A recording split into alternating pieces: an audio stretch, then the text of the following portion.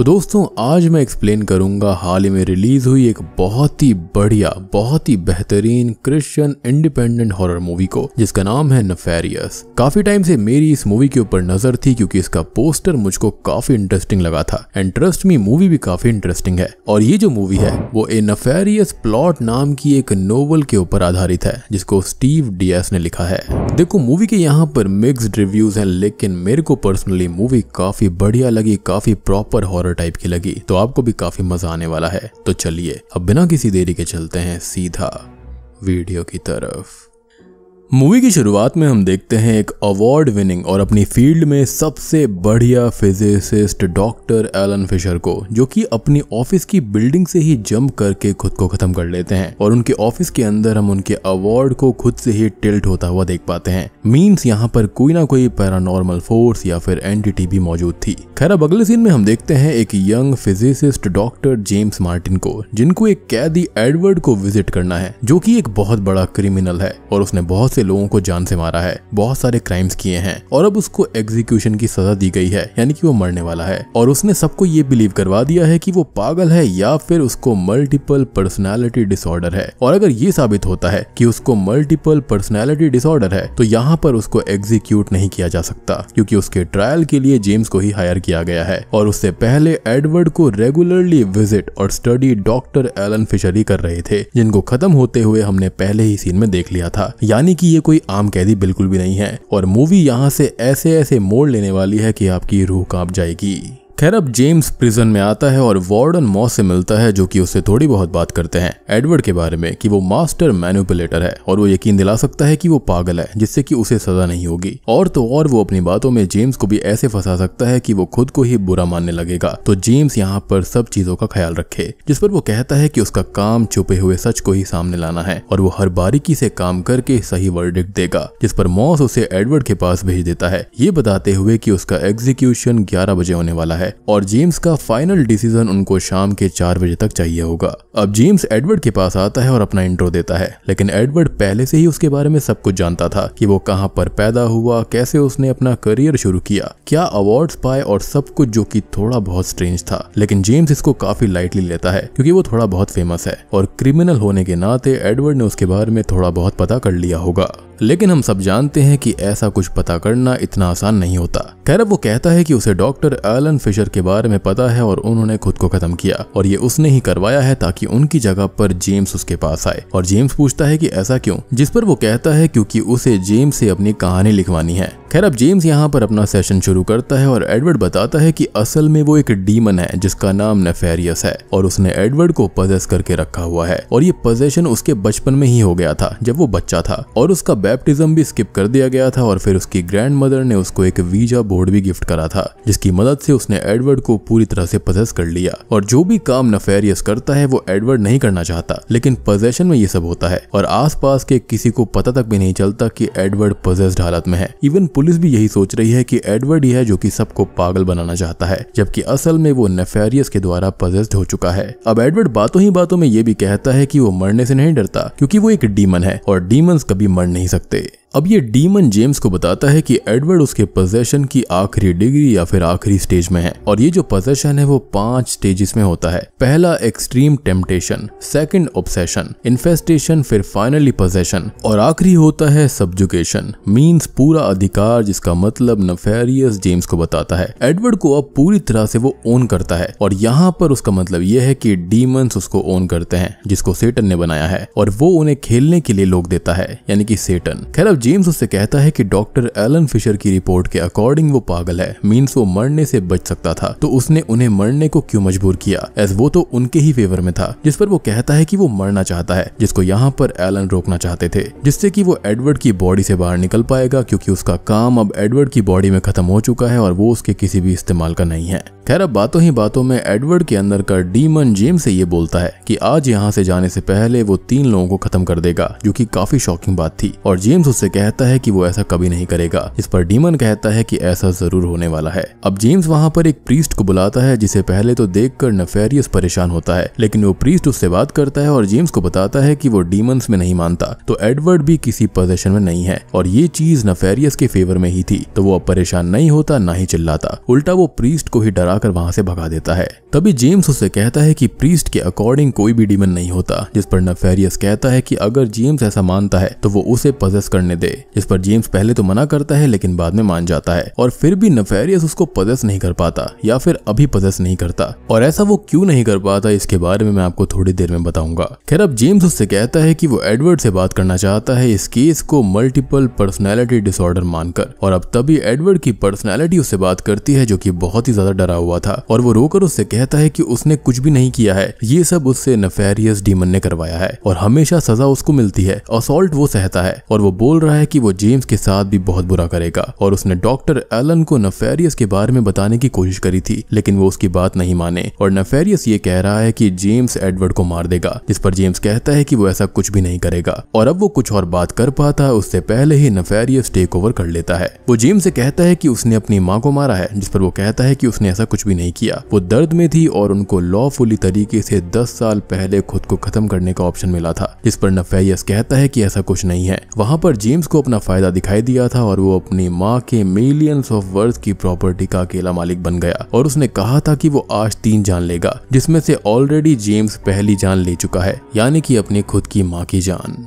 अब इन सब डिस्कशंस के दौरान जेम्स काफी परेशान और गुस्सा होने लगता है लेकिन खुद को संभालता है और सेशन को जारी रखता है। अब नेफेरियस उसको अपना प्लान बताता है कि वो जेम्स से अपनी किताब को लिखवाएगा और वो किताब लोगों के बीच में जाएगी, जिससे डीमन सेटन के बारे में लोगों को पता चलेगा, और उनका प्लान उनके दुश्मन यानी कि गॉड को हर्ट करना है, और ये होगा जब वो उनकी क्रिएशन यानी कि ह्यूमंस को हर्ट करेंगे। और अब ये सब बातें सुनकर जेम्स ये समझ जाता है कि नेफेरियस यानी कि एडवर्ड असल में पागल है और कुछ नहीं, और वो उसके इनसेन डिक्लेरेशन पर साइन करके वहां से जाने लगता है, जिससे उसको एग्जीक्यूट नहीं किया जाएगा, उसको सुधार घर में भेजा जाएगा, या फिर ये कहे कि पागल खाने में। अब नेफेरियस उसको रोकता है कि वो ये एग्जीक्यूशन ना रोके, और तभी जेम्स वहां से जाने लगता है, जिसके साथ ही अब शॉकिंगली नेफेरियस उससे उसकी गर्लफ्रेंड के बारे में बात करता है, जो जेम्स के कहने पर अबॉर्शन कराने गई थी, क्योंकि जेम्स अभी फादर बनने के लिए तैयार नहीं था, और उसने अपनी गर्लफ्रेंड को धमकी दी थी कि वो अगर बच्चे को जन्म देगी तो वो उससे अलग हो जाएगा, और ऐसा करके जेम्स ने खुद गॉड की क्रिएशन को ही हर्ट कर दिया। और ये सुनकर जेम्स शॉक्ड हो जाता है कि ये सब असल में एडवर्ड या फिर नेफेरियस को कैसे पता चला, और वो कहता है कि इसमें कुछ भी गलत नहीं है, जिस पर नेफेरियस बोलता है कि एंशिएंट टाइम से ये चलता आ रहा है और लोग बच्चों को सैक्रिफाइस करते हैं और लोग अपने अकॉर्डिंग ही चीजों को सही गलत तोल लेते हैं।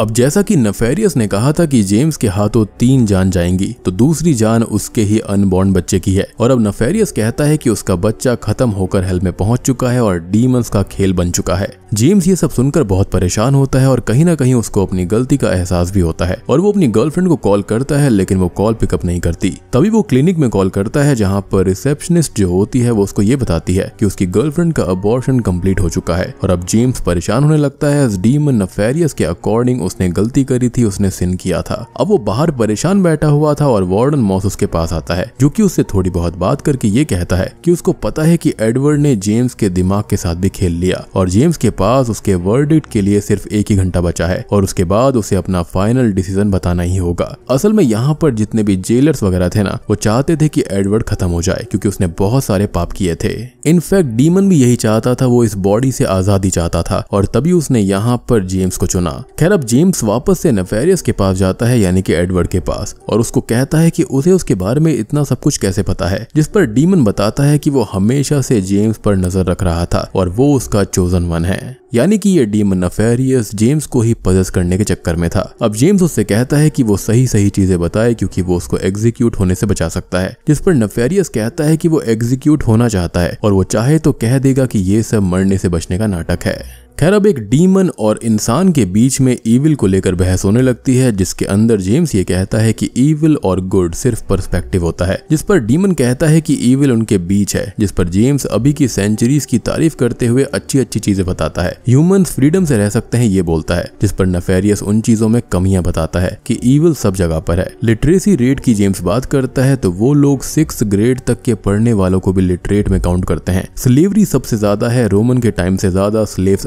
के वक्त में है, और यहाँ पर डीमंस इसके लिए काम कर रहे हैं। यानी कि डीमन का ये कहना था कि ढेर सारे डीमंस इंसानों को ऑलरेडी पजेस्ट कर चुके हैं और धरती के ऊपर काफी गलत काम वो करवा रहे हैं। अब वो जेम्स से कहता है कि उसके मास्टर यानी कि सेटन का ऑफर वो मान ले और उस किताब को लिखकर लोगों के बीच में पहुंचाए, जिससे कि लोग गॉड के अगेंस्ट हो जाएंगे और उनका ग्रेटर प्लान गॉड को हराकर ह्यूमैनिटी को खत्म करने का सक्सेसफुल हो जाएगा, क्योंकि उस किताब के अंदर सिंस के बारे में चीजें होंगी, सेटन्स की, डीमंस की बातें होंगी और ह्यूमन फिर अपनी डायरेक्शन में बिना फिक्र के मूव ऑन कर पाएगा और यहीं से तो इविल शुरू होगा, वो जीत जाएंगे। अब जेम्स इस बात के लिए साफ मना कर देता है, जिस पर डीमन ये कहता है कि जेम्स वो किताब ऑलरेडी लिख चुका है, लेकिन जहां तक जेम्स को याद था उसने ऐसी कोई भी किताब नहीं लिखी थी। अब इसी आर्ग्यूमेंट के बीच में मॉस जेम्स को बुलाते हैं और वहां पर उसको एडवर्ड का सेल दिखाया जाता है, जिसके अंदर उसके नाम की पूरी एक फाइल थी, उसके बचपन से लेकर अभी तक की सारी डिटेल्स थी। और एडवर्ड की यही खासियत थी, वो जिस इंसान को यहाँ पर पजेस करता था या फिर जिसको मारने वाला होता था, उसकी पूरी डिटेल्स उसके पास में होती थी, क्योंकि ऑब्वियस ही बात है वो डीमन है। और वहां पर एक किताब द डार्क गॉस्पेल भी रखी हुई थी, जिसका ऑथर जेम्स ही था, जिसको यहाँ पर डीमन बाइबल से कंपेयर कर रहा था, यानी कि उसको आप इविल बाइबल कह सकते हो या फिर सैटानिक बाइबल। लेकिन जेम्स को ये बात अच्छे से याद थी कि उसने कोई भी किताब नहीं लिखी है। खैर अब मॉस जेम्स को समझाते हैं कि ऐसी डिटेल्स एडवर्ड अपने बाकी विक्टिम्स की भी रखा करता था और आज अगर जेम्स ने गलती से उसको छोड़ दिया तो वो किसी दिन उसको भी खत्म कर देगा, जिस पर जेम्स कहता है कि वो पूरे विल पावर से अपना फैसला लेगा, अच्छे से सोच समझ कर। अब जेम्स एडवर्ड के पास में जाता है, जहां पर वो ये बोलता है कि वो जेम्स के साथ हमेशा से था और ये हम समझ सकते हैं कि वो कैसे था, क्योंकि वो डीमन है, इविल है, तो उसने अपने चूजन वन पर पहले से ही नजर रखी हुई थी और हो सकता है कि उसने कभी उसको पजेस करके वो किताब भी लिखवा दी हो, क्योंकि ये जो डीमंस होते हैं वो एक बॉडी से निकलकर दूसरी बॉडी में जा सकते हैं, या फिर हो सकता है कि किसी और डीमन के जरिए उसने ऐसा करवाया होगा। और मेरे ख्याल से ये जो सिंस यहाँ पर डीमन ने ही उससे करवाए हैं, उसकी सोच को थोड़ा बहुत ट्विस्ट करके। खैर अब एडवर्ड अपने एक हाथ की रिस्ट तोड़कर खुद को फ्री करके जेम्स के ऊपर हमला करने लगता है और यहाँ पर नेफेरियस जेम्स से कहता है कि वो खुद की जान की भीख मांगे, जिसके चलते जेम्स ऐसा ही करता है और खुद को छोड़ने की बात करता है, जिसके चलते नेफेरियस उसको छोड़ देता है।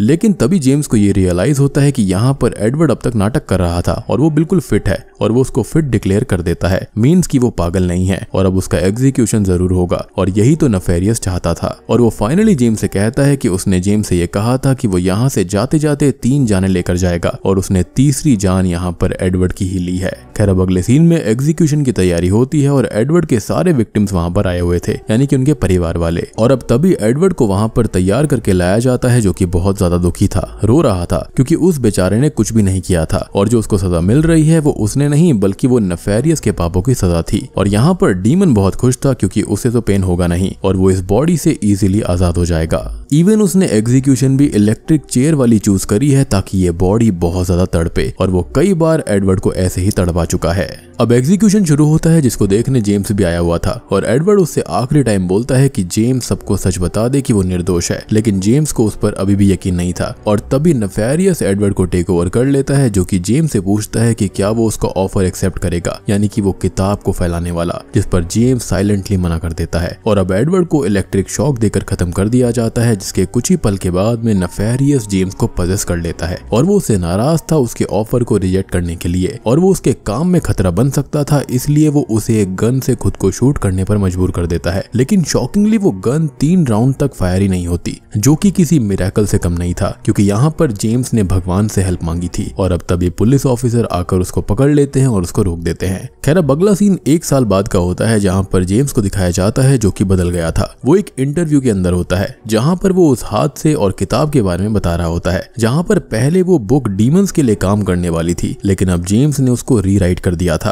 और अब वो किताब एज अ वार्निंग लोगों को डीमन से बचाने के लिए काम आएगी कि कैसे डीमन सबको करप्ट करते हैं। अब वो उस मिरेकल के बारे में बात करता है जहाँ पर उसकी जान बचाई थी गॉड ने, और हम समझ पाते हैं कि जेम्स को खुद गॉड ने बचाया था, क्योंकि इविल कैसा भी हो गॉड की नजर उस पर हमेशा रहती है और वो उनको रोकने की तैयारी पहले से ही कर लेते हैं। और इस केस में जेम्स असल में गॉड का चोजन वन है, ना कि डीमन और सेटन का, जिसने की गलतियां तो करी थी लेकिन अब वो उनको सुधार रहा था और सबको वो अब इविल से बचा सकता है। खैर अब वो इंटरव्यू देकर बाहर आता है और एक होमलेस लेडी को कुछ पैसे देने लगता है अच्छे काम करने के लिए, लेकिन वो लेडी नेफेरियस की आवाज में उसका नाम लेती है और उसकी इविल हंसी हंसती है, मींस की नेफेरियस ने अब उस ओल्ड लेडी को पजेस कर लिया है और वो जेम्स का पीछा नहीं छोड़ेगा और दोनों में से किसी एक का हारना जरूरी है, या तो सेटन का या फिर गॉड का। और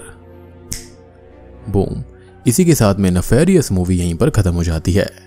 तो दोस्तों ये थी नेफेरियस फिल्म की कहानी और इसकी एंडिंग मुझे थोड़ी थोड़ी एग्जॉर्सिज्म ऑफ गॉड मूवी जैसी लगी। तो अगर आपने बाय चांस उस वाली मूवी को भी मिस कर दिया है तो जाकर देख लेना, वो भी काफी इंटरेस्टिंग फिल्म है। उसका लिंक आपको नीचे डिस्क्रिप्शन में और पिन कमेंट में मिल जाएगा। और आपको याद होगा कि शुरुआत में मैंने आपको कहा था कि जेम्स को जब डीमन पजेस करने वाला था तो वो उसको पजेस नहीं कर पाया था। तो इसका सिंपल सा रीजन यही था कि यहाँ पर जेम्स गॉड का चोजन वन था, तो ऑब्वियस सी बात है उसको पजेस करना उतना आसान नहीं था और गॉड उसकी हमेशा हेल्प कर रहे थे। माना कि जेम्स ने काफी गलतियां करी थी, लेकिन now he is a changed man. तो उम्मीद करता हूं कि आपको ये मूवी पसंद आई होगी, एक्सप्लेनेशन भी पसंद आया होगा। यहाँ पर बाकी समझाने के लिए कुछ है नहीं, क्योंकि ये मूवी काफी स्ट्रेट फॉरवर्ड है और काफी ज्यादा इविल वर्सेस गॉड वाले कॉन्सेप्ट को दर्शाती है। तो वीडियो पसंद आई हो तो लाइक कर देना, चैनल के ऊपर नए हैं तो सब्सक्राइब कर लीजिए। तो मैं आप सबको मिलता हूँ अगली वीडियो के साथ में,